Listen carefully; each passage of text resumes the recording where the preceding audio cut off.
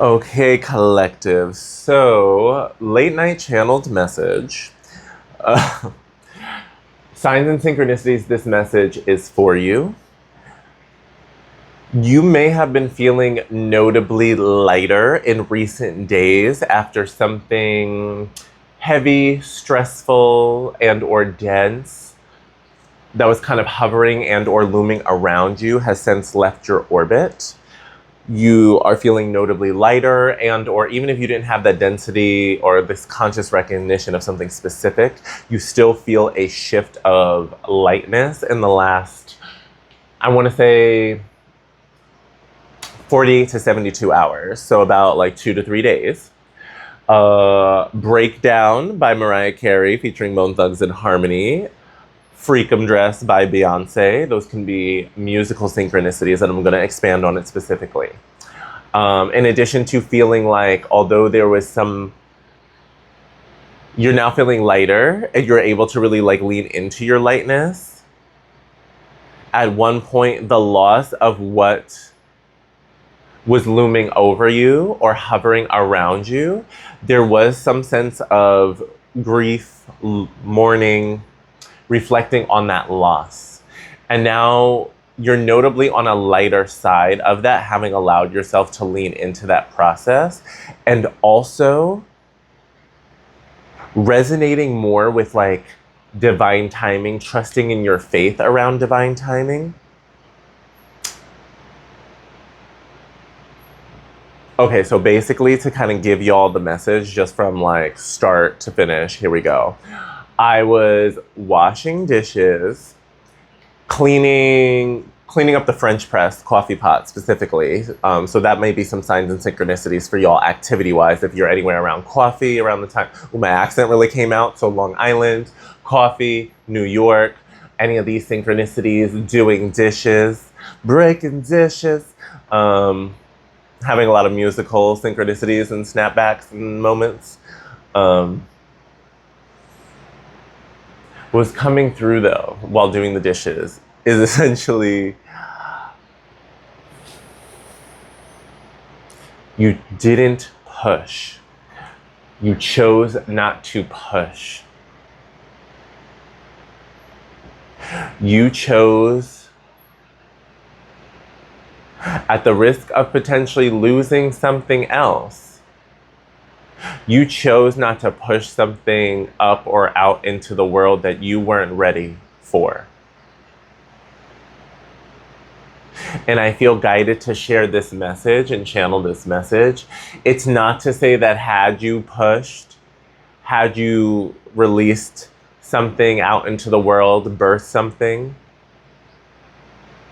it's not to say that it may, not have been healthy or worked out well or gone in like an amazing direction as well or what have you. But I do feel like there would have been some challenges with that project, that passion, whatever it is you're birthing energetically or what have you, if you allowed yourself to more or less follow a masculine prescription.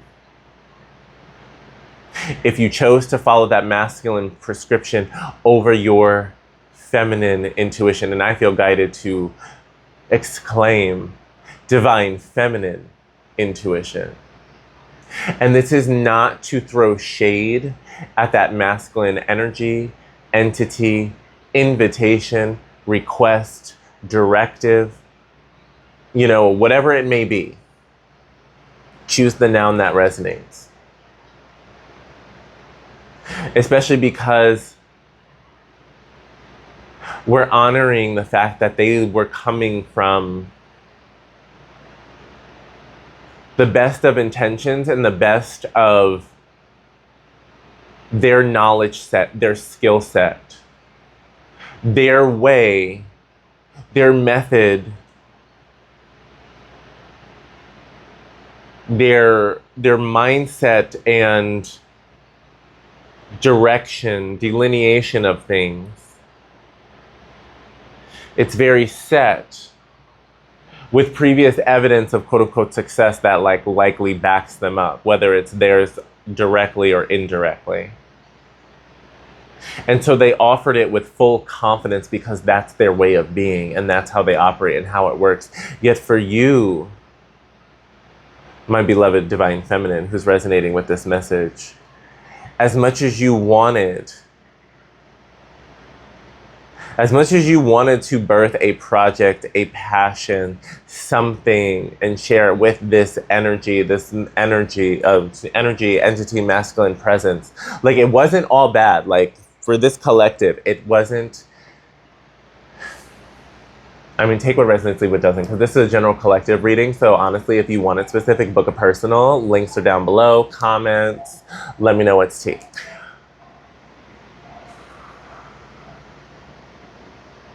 You weren't meant to push something out based off of a masculine prescription.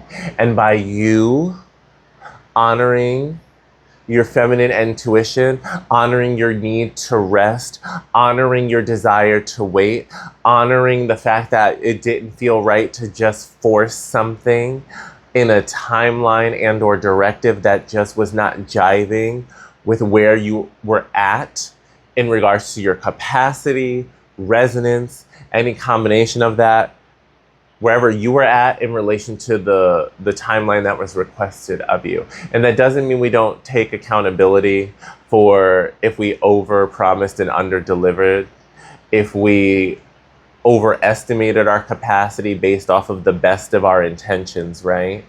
Like there is responsibility to be taken there for those of us when we're in those situations, or if we've like made those verbal commitments or offerings.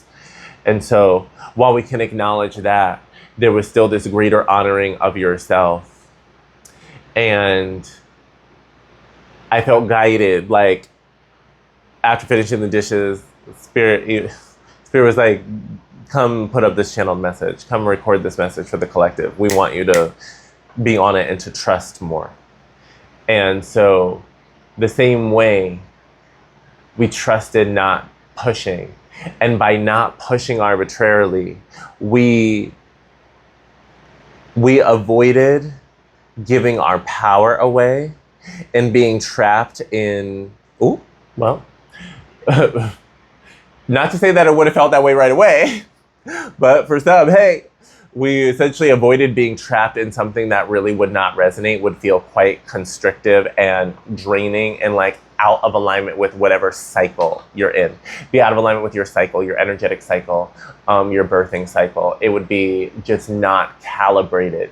It wouldn't be it wasn't a fully level mutual co-creation. And at this point in your journey, you are commanding the consideration of an empress and high priestess level being. And that doesn't mean you lack humility. That doesn't mean you lack flexibility. That doesn't mean you don't compromise and negotiate fairly and inclusively. Quite the contrary, Mary. You do all of that and more. The gag is, though, is that you're so committed to authenticity, so willing to surrender to and come back to your faith. You're so wanting and choosing to embody and believe in abundance and prosperity and that kind of consciousness and vibration. And with all of that, there are moments where we will defy logic because our intuition, our guidance, our soul, our body, our capacity is dictating that we do something that may seem wild, illogical, not the smartest decision in the moment. Yet it's in total resonance with your inner wisdom. Okay? So comment down below if any of this is resonating with you at the time this message finds you.